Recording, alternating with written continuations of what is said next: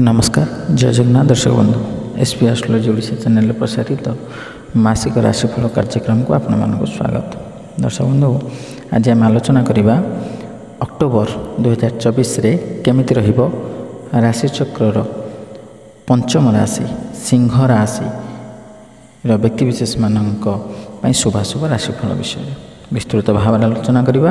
किंतु ता पूर्व जदि आपण मैंने आम चैनल को प्रथम थर कर आसी था तो वीडियोटी को लाइक करूँ शेयर करूँ और चैनल को सब्सक्राइब करी पाखे थिबा बेल आइकन को प्रेस करूँ।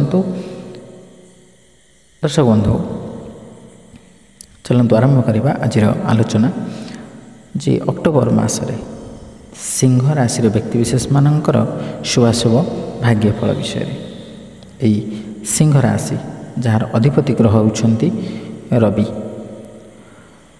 सिंह राशि अधिक शुभ बार रविवार सोमवार गुरुवार घातवार शनिवार। शुभ संख्या 1 3 9 शुभ रंग गोलापी नाली। मसरे अर्थात ये अक्टोबर मसरे सिंह राशि व्यक्तिविशेष मानक कौन रहिबो गोचरीय ग्रह स्थिति। वृष राशि बृहस्पति मिथुन राशि मंगल सिंह राशि बुध कन्या राशि शुक्र रवि केतु कुंभ राशि शनि और मीन राशि राहु अधिष्ठान करुछंती। ए गोचरीय ग्रह स्थिति को नजर रखी आम यह ही विचार करिपरिबा जे एही मास आपणक पई मिश्रित फलाफल आनिबा को जाउछि। आपणकर क्यारियर विषय जदि आम आलोचना करवा तेबे कार्यरत लोक माने अनेक प्रकार शुभ फलाफल पाई परिबे। एही मासरे आपण केवल पदोन्नति पाई परिबे नाही, आपणक वेतन वृद्धि हेबार संभावना मध्य अछि। सरकारी क्षेत्रर लोक माने मध्य भल सुविधा पाई परिबे। व्यवसाय करुथुवा लोकंको सेमानकर निर्देशावली को कठोर भाव में अनुसरण करने को पड़िबो। यह आपण को भल फलाफल पाइपारे साहाय्य करिवो एवं आपणकर व्यवसाय मध्य भल भाव में अग्रगति करिवो। प्रेम संपर्क रे उत्थान पतन सत्वे संपर्क रे प्रेम वृद्धि हेबार संभावना रही, किंतु आपणक आचरण को नियंत्रण में रखिबा आवश्यक। वैवाहिक संपर्क पई किछि चैलेंजिंग समय आसीबो, तथापि आपण आपणकर ज्ञान सहित परिस्थिति को संभाळिबारे सक्षम हेबे। स्वास्थ्य दृष्टि एही मास दुर्बल हेबार संभावना अछि एवं आपण असुस्थतार शिकार होई पारंती। मानसिक चाप आपन को विशेष भाव में प्रभावित करिवो। पारिवारिक जीवन में अशांति देखादेव। किछि समय पई शांति रही पारे, किंतु आपण को परिस्थिति प्रति ध्यान देवाक पड़िबो। छात्र मानक पई किछि करिबा पई एही मास भल हेबो। कठिन परिश्रम करंतु। जो माने विदेश को जाई पढ़िबा को स्वप्न देखंती सेमानकर इच्छा मासर द्वितीयार्धरे पूर्ण होई पारे एवं अन्य लोक माने विदेश जीवार मध्य सफलता पाई पारंती। दर्शक बंधु जो दुईटी मुख्यतः ग्रह को नहीं आम विचार करते राशिफल से दुईटी ग्रह होउछंती बृहस्पति एवं शनि। जो दुईटी ग्रह आपणक राशि पाई वर्तमान बृहस्पति दशमस्थ एवं शनि सप्तमस्थ। ए बृहस्पति कथा जदि आम प्रथम आलोचना करवा तेबे बृहस्पति होउछंती धन धान्यर कारक विद्या बुद्धिर कारक जश कीर्तिर कारक आध्यात्मिकतावादीर कारक सत् मार्ग सत्य पथ आदि रे गमन करिवार जो इच्छा तार मध्य कारक। तेणु ये बृहस्पति गोचरीय स्थिति अनुसार द्वितीय पंचम सप्तम नवम एकादश ए स्थान रे शुभ फल प्रदान करिथांती। किंतु आपणक राशि पाई बृहस्पति दशमस्थ। ए दशम बृहस्पति अत्यधिक मात्रा रे अशुभ नहेले मध्य पूर्ण मात्रा रे शुभ फल मध्य प्रदान करिबि नाही। तेणु एई समय मध्य आपण जदि व्यवसाय वाणिज्य करुछन तेबे सतर्कता अवलंबन करंतु।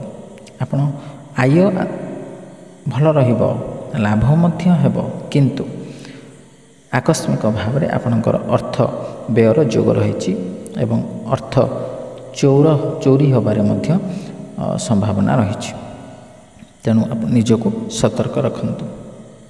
ଦ୍ୱିତୀୟରେ ଯେଉଁମାନେ ସେୟାର ମାର୍କେଟରେ ଅର୍ଥ ବିନିଯୋଗ କରୁଛନ୍ତି ସେମାନଙ୍କ ପାଇଁ ମଧ୍ୟ ଏ ସମୟଟି ଅତ୍ୟନ୍ତ ଘଡ଼ିସନ୍ଧି ମୁହୂର୍ତ୍ତର ସମୟ।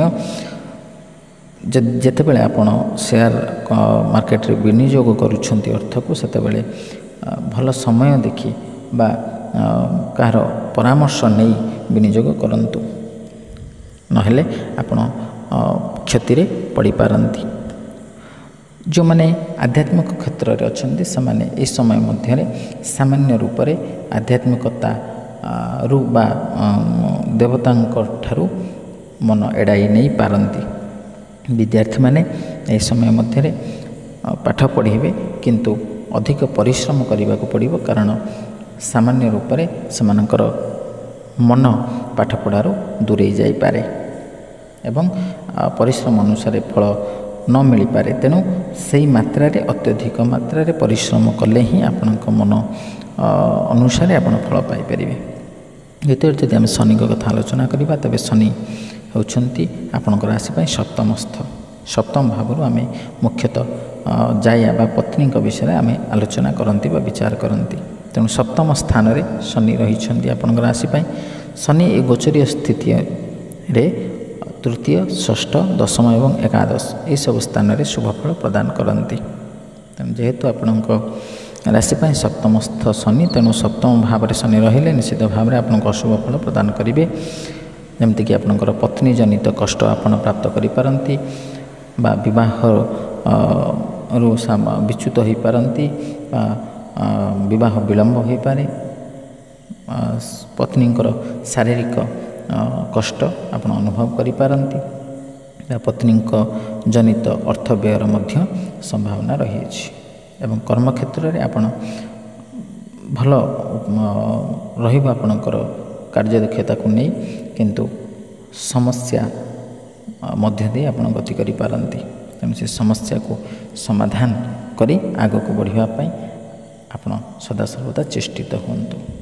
ଦର୍ଶକ ବନ୍ଧୁ, ବିସ୍ତୃତ ଭାବରେ ତ ଆମେ ଆଲୋଚନା କଲେ ଶୁଭାଶୁଭ ରାଶିଫଳ ବିଷୟରେ। ଯେଉଁ ଅଶୁଭ ଫଳ କଥା ଆମେ ଆଲୋଚନା କଲେ, ସେ ଅଶୁଭ ଫଳକୁ ପରିତ୍ୟାଗ କରି ଶୁଭ ଫଳ ପ୍ରାପ୍ତ କରିବା ନିମନ୍ତେ ଆପଣ ସ୍ନାନ ପରେ ବିଷ୍ଣୁ ସହସ୍ର ନାମ ପାଠ କରନ୍ତୁ, କିମ୍ବା ବୁଧବାରରେ ନାରାୟଣଙ୍କୁ ଦର୍ଶନ କରନ୍ତୁ, କିମ୍ବା 108 ତୁଳସୀ ଅର୍ପଣ କରନ୍ତୁ ଆପଣଙ୍କର ନାମ ଏବଂ ଗୋତ୍ରରେ, କିମ୍ବା ହନୁମାନଙ୍କୁ ଦର୍ଶନ କରନ୍ତୁ ମଙ୍ଗଳବାର, ଶନିବାର। ହନୁମାନ ଚାଳିଶା ନିତ୍ୟ ପାଠ କରନ୍ତୁ, ଦେଖିବେ ଯେଉଁ ଅଶୁଭ ଫଳ ଗୁଡ଼ିକ ବିଷୟରେ ଆମେ ଆଲୋଚନା କଲେ ତାହା ଦୂରୀଭୂତ ହେବ। ତ ଦର୍ଶକ ବନ୍ଧୁ, ଆଶା କରେ ଭିଡ଼ିଓଟି ଭଲ ଲାଗିଥିବ। ଯଦି ଭଲ ଲାଗିଛି ତେବେ ଭିଡ଼ିଓଟିକୁ ଲାଇକ୍ କରନ୍ତୁ, ସେୟାର କରନ୍ତୁ ଏବଂ ଆପଣଙ୍କର ସୁଚିନ୍ତିତ ମତାମତ ଦେବାକୁ ଜମା ଭୁଲନ୍ତୁନି। ଆଜି ପାଇଁ ବିଦାୟ ଦିଅନ୍ତୁ। ରହିଲି, ନମସ୍କାର, ଜୟ ଜଗନ୍ନାଥ।